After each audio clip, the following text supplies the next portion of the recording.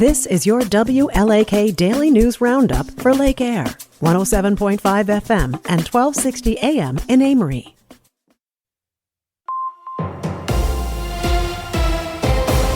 Civic Media News. I'm Terry Bell. Here's what Wisconsin needs to know. Wisconsin businesses suffering losses due to the warm, dry winter can apply for federal disaster loans.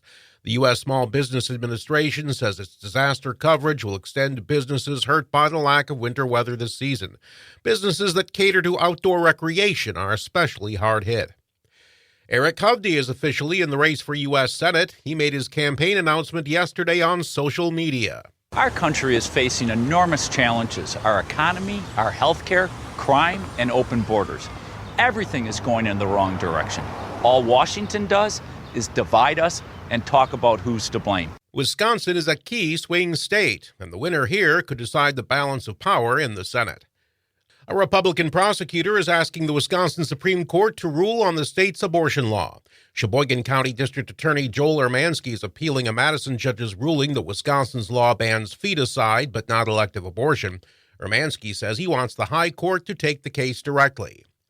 Wisconsin State Senate Republicans are firing 4 more of Governor Evers' appointees. Democratic Senator Mark Spreitzer. Governor Evers is still the governor, and he'll still be the governor next session. It's been 5 years, and I'm still waiting for all of you to get used to that. Yesterday's firings include former Lieutenant Governor Barbara Lawton from the UW Hospitals and Clinics Board and Todd Ames from the Natural Resources Board. A proposed constitutional amendment would stop Wisconsin governors from raising taxes or fees on their own. The last straw for Republicans was when Governor Evers used his line-item veto to raise school spending for 400 years. Yesterday's vote in the Assembly was the first step in the plan. It needs to pass the legislature again next year, then go to a statewide referendum. Republicans are trying again to cut state income taxes by $2 billion. The state Senate passed a package yesterday that lowers taxes on people earning as much as $150,000 a year. Senate Republican Majority Leader Devin LeMahieu. We still have over $3 billion surplus in Wisconsin that's just sitting there earning interest. It's the taxpayers' money. It's time to give that money back. Governor Evers vetoed 2 Republican tax cuts last year. The University of Wisconsin in Madison must now accept all high school graduates from the state who finish in the top 5% of their class. All other state universities have to admit grads in the top 10%. It's part of the deal for state money in exchange for diversity program cuts. Governor Evers signed the bill yesterday. I'm Terry Bell, Civic Media News. Now, here's what you need to know closer to home. For WLAK News, I'm James Kelly. The city of Duluth is asking for public input on its Central High School redevelopment project. The city is currently undertaking an environmental impact review for the project, covering different building plans for the area. One potential plan would include a business park with some industrial and warehouse space, and another would make the area a combination of residential and commercial mixed-use space. Information on the plans is available online, and residents can share their written comments with the city by March 21st. A new welding building is being constructed at Lake Superior College. According to a Northern News Now report, the $10 million project is about 2 months into construction and will feature 2 floors for welding, machine tools, robotics, and prototype studios. Officials say they're excited to bring the welding students who currently operate out of the school's downtown location back to the main campus. The project is expected to be complete by December 2024 and ready for the following spring semester. A man was killed after being hit by a vehicle in Duluth on Tuesday afternoon. According to law enforcement authorities, the accident occurred around 3:20 on Tuesday afternoon near West Skyline Parkway and West 5th Street. Police officials say the man was walking when he was hit by a car traveling west. He was taken to a local hospital where he later died from his injuries. Officials also say the driver of the car showed no signs of impairment, and the identification of the victim is pending family notification. The search for an 86-year-old man in Pine County who had been missing since January has been called off. According to the Pine County Sheriff's Office, search crews found the remains of Gerald Knapp on Tuesday morning with the help of drone search images in the Namaji State Forest. Knapp's car was found on February 1st, and over the weekend, his friends and family organized a large search party in hopes of finding him. Knapp lived with dementia and was reportedly going to his favorite diner when he went missing. Wisconsin Governor Tony Evers has announced a new federal disaster loan program to help Wisconsin businesses impacted by the unusually warm winter. According to a press release, businesses can apply for U.S. Small Business Administration's Economic Impact Disaster Loans, which allows them to borrow up to $2 million to cover their actual losses. The loans would have no interest for the first year and a maximum interest rate of 4% for the rest of the term. Applications can be submitted on the SBA website. A number of Duluth faith organizations joined forces over the weekend for a fundraiser. According to a Northern News Now report, the Twin Ports Interfaith Fundraiser for Palestine sold out their event on Sunday, which featured a dinner and informational gallery on the conflict in Gaza. The packed event raised about $20,000, which will go towards an organization called the Palestinian Red Crescent. The organization is one of the only few that is providing humanitarian aid on the ground in Gaza. A Duluth man has been arrested for possessing multiple illegal drugs, including 1 kilogram of fentanyl. The Lake Superior Violent Offender Task Force made the arrest just before 6 a.m. on Monday, taking 43-year-old Deontay Shields into custody. Officers allegedly found over $33,000 in cash and multiple fake IDs. Police then executed a search warrant at Shields' home in the Duluth Heights neighborhood and allegedly found a kilogram of fentanyl, crack cocaine, methamphetamine, and a loaded pistol.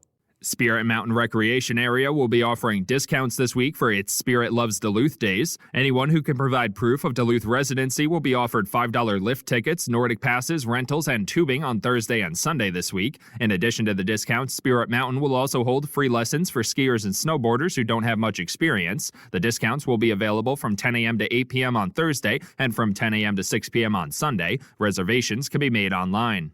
And that's what you need to know. For WLAK News, I'm James Kelly. It is going to be mostly sunny today. It's going to be mild again, too, with a high of 49 this afternoon. The wind out of the west at 5 to 10. Tonight, mostly cloudy, 30. Tomorrow, sunny with a high near 50. Friday, sunny and cooler, 35, but we're going to bounce back into the 50s by the weekend. I'm meteorologist Sean Cable. Temperature now, 30. The Badgers get past Maryland. Hi, I'm Mike Clemens with sports. Wisconsin had the lead, but Maryland closed the gap in the final minutes. The Badgers getting the win, 74-70, thanks to Wisconsin's Max Klesman at the foul line. One more free throw for Klesman. Eyes the rim. He'll send it. Good night.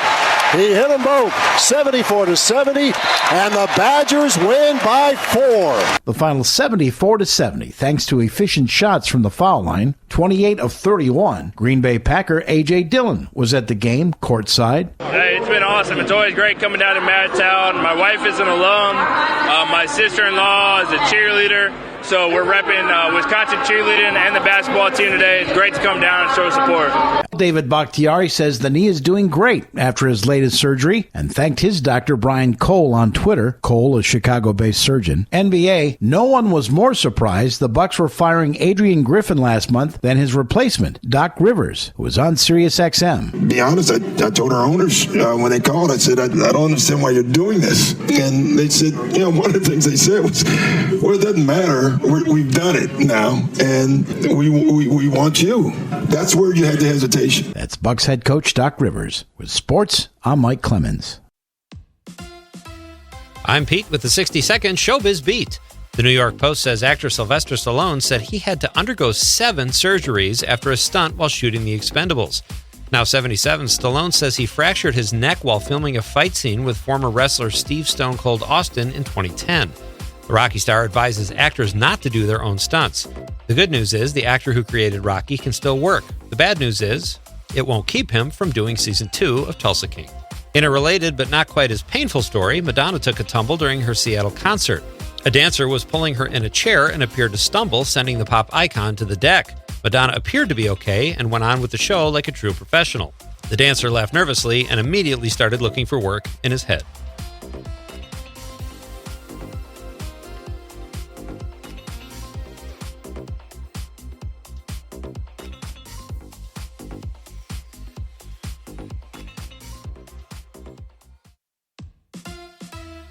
Actress Linda Hamilton says it feels surreal being part of the Stranger Things cast for Season 5.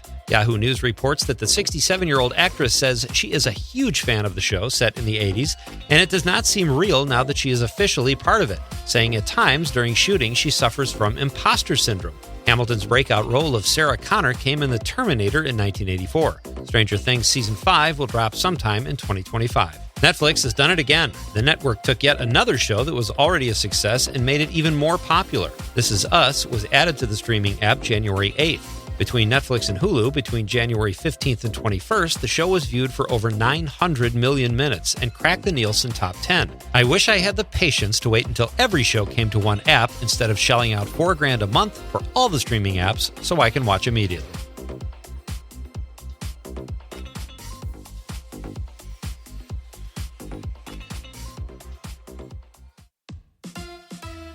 Beyonce, a country music star? Yes, indeed. And if that weren't enough, the genre-hopping singer has the #1 song on the country charts called Texas Hold'em. Variety reports that this is the first time a black woman has topped the country music charts, and according to Billboard, she is the only black woman ever to hit #1 on both country and the hot R&B hip-hop charts. Other artists who have achieved that feat are Justin Bieber, Billy Ray Cyrus, and Ray Charles. Kinda cool.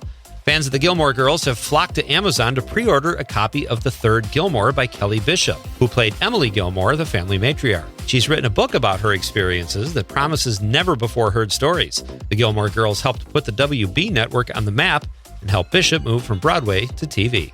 For more showbiz fun, tune in to Nightlight with me, Pete Schwaba, every night between 7 and 9 p.m. on the Civic Media Radio Network.